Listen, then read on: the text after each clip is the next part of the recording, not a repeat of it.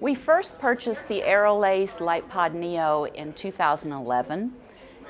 What I can tell you about the Neo is that it's probably been the most significant piece of equipment to date that we've used in the 8 years that we've been in business there. I think that if I remember the statistics correctly, the Neo paid for itself in 4 months of use. We use it for a variety of conditions and for a variety of treatments. Skin tightening being the primary condition that we use it for. Photofacial, it does a beautiful job with photofacial. We use it for pigmented lesions. We've treated warts with the LightPod. We've done just about everything that is in the protocol book that Aerolace first came out with, and then expanded on that quite a bit as well. I think it's a great machine. It has a great payback. It's small. It's portable. It has a very ease. It's an ease of use. I would say the only thing that you really have to get used to is the handpiece, moving the handpiece and keeping it perpendicular to the skin, which gives you the best treatment. It's really probably the best piece of equipment that I've ever used. My first experience with skin tightening was the face and neck, and that is typically what we were using during 2011. At that time, I met a young woman who came into the spa who was in the process of losing weight.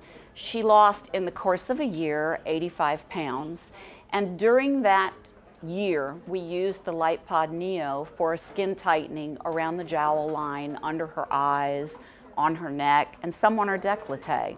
We tried the LightPod Neo on her arm tissue, under the arm tissue. It worked well in that area. After she had lost her 86 pounds, and we knew that she was going to have some skin revision, with her abdomen, she had a lot of loose tissue there. Although we did do a couple of rounds with the Neo there, we still knew that there was just too much going on. She asked me one day, could we use it on her butt?